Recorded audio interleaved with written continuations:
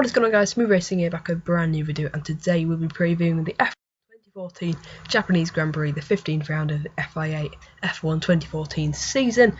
Lewis Hamilton goes into this race with a 3-point advantage over Nico Rosberg, but there's sure to be a great fight up front, but also behind for the podium places, and also scrapping down for the low points positions. Basically, there's going to be fights, hopefully, all the way through the field at this weekend's Japanese Grand Prix. Let's jump straight into the preview there and look at who will be winning this race, and it's definitely going to be one of the two Mercedes cars of Lewis Hamilton and Nico Rosberg, especially if they do both finish, unless we kind of have a freak race like Hungary, and there is actually rain predicted, so I am praying for rain. I'll be doing my rain dance, I think, on Sunday morning, hoping we get some rain, because that will really mix up proceedings. And also, pretty much if you have a race, you're guaranteed to have some really good racing. A lot of high drama, that's for sure. And of course, Suzuka, being the track that it is, there's so many corners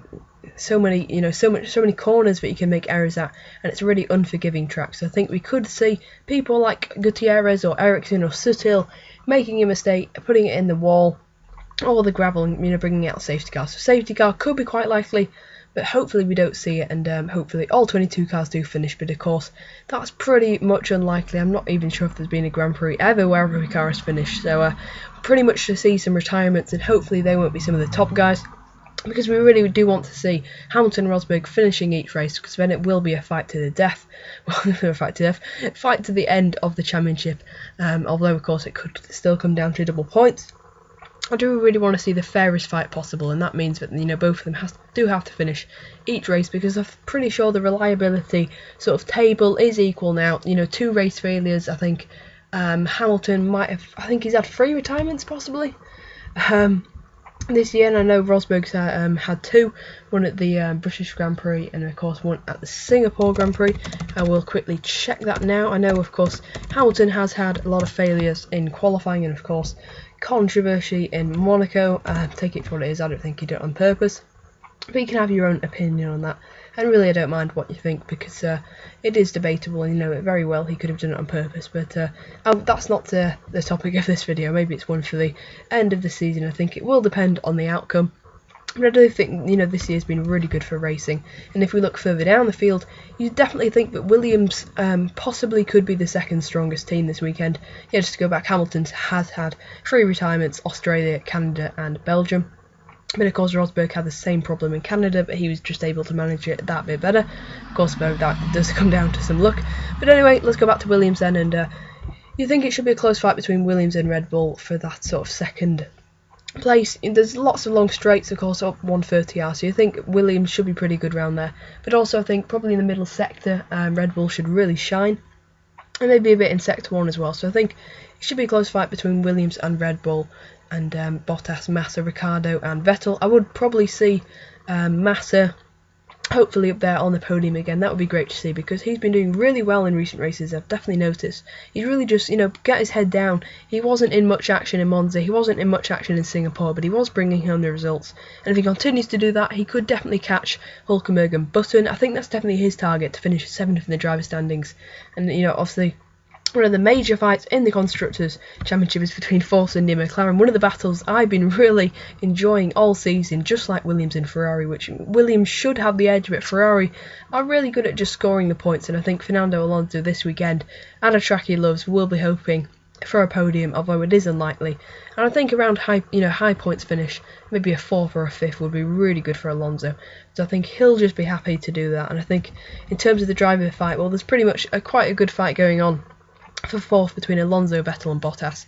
Bottas being one of the drivers of the season, putting in some really good really good performances, and wouldn't it be amazing if he could beat Vettel? But I think Vettel does have the bit between his teeth, and it should be a very close match for Ricciardo, although I do think Ricciardo does still have the edge, especially with him having problems in Singapore and Vettel not. So I think Vettel has definitely not returned fully, but he has returned with a bit more pace compared to Ricciardo, but he's still not quite up there. Once he gets back to his best, he will definitely be beating Ricciardo, but he still hasn't managed to find his form of the past 4 years.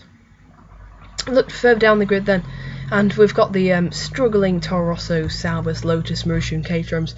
The divide He's definitely getting bigger, I'm noticing. I think Toro Rosso, you know, kind of staying in the midfield. If you look at the constructors table, they're way off the nearest rivals, McLaren.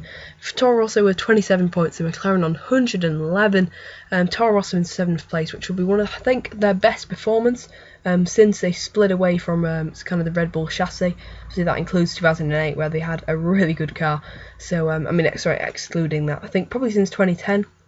And those kind of last few years, there's definitely Toro Rosso's best performance. So credit to them in terms of their standings. And you know, they're always up there in the midfield, but you look at those constructors and they're way off McLaren and Force India. So I think Verne, you know, got a point to prove, so watch out for him. Of course, he got 6th place in Singapore. Can he match that or even do better? I think if he wants to get a good seat, he's going to have to do something very magic, because sadly at the moment it's looking like he will be out of a drive for F1 2015. Not looking likely he's going to be finding a seat at the moment, but hopefully I'd really love to see him go to Sauber or Force India if Hülkenberg did move, but of course that's looking very unlikely. There is a bit of a log jam, and we are just waiting basically for a big driver movement up the top to kind of shuffle up the grid a bit and have a few drivers like Grosjean and Verne moving up the grid hopefully, but sadly I don't think that's going to happen. Speaking of Grosjean, Lotus, a slightly improved package I think at Singapore, but Japan they're probably not going to be very good at. Maldonado and Grosjean, you know, of course Grosjean did an amazing race there last year. I don't see either of them scoring points. The Sauber pair, this is a tricky one. Suttel and Gutierrez are really going to be going for it. Dilber retirement, of course, in the last race. Gutierrez was probably going to score points if he'd stayed in the race, and Suttel also might have done. He'd have definitely been on the cusp with all that drama at the end. Who knows, you know, if Suttel had managed to get into the points. But of course, that stupid incident from him, but it cost him, so it was all, you know, his own fault. And of course, Gutierrez, nothing he could do about it.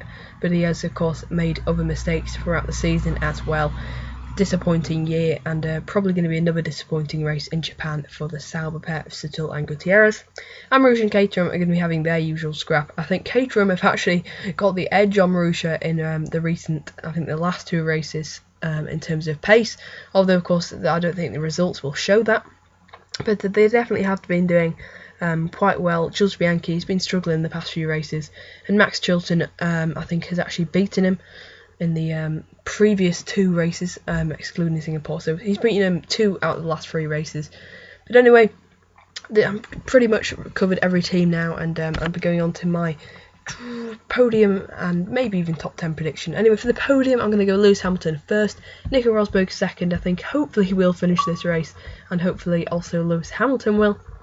I think the 3rd place is so tough. It literally could be Bottas, Massa, Alonso, Ricciardo, Vettel. I think I'm going to just sneak it in there for Ricciardo, I think.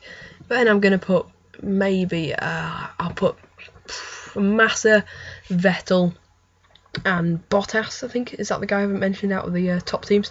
Those 6, and then Alonso, of course, 7. If that doesn't really fit those, it's really tough just to lock everybody in. Okay, we'll go from the top then. Hamilton first, Rosberg second. I'm going to go there with a surprise, put Sebastian Vettel 3rd, then I'm going to put Alonso 4th, Massa 5th, Ricciardo 6th, Bottas is going to retire. In 7th place is going to be Jenson Button. I think he's going to have an amazing race in Japan. In 8th place, it's going to be Kimi Räikkönen. In 9th, it's going to be Verne. And in 10th place, thinking the last point, it's going to be the young Danny Kvyat. As for racing then, I hope you've enjoyed this preview. Be sure to leave your top 10, top 3, even just the winner prediction. Put it down in the comment section below. But anyway, as for racing, I really hope you enjoyed this preview. And I'll see you guys in the next video. Goodbye.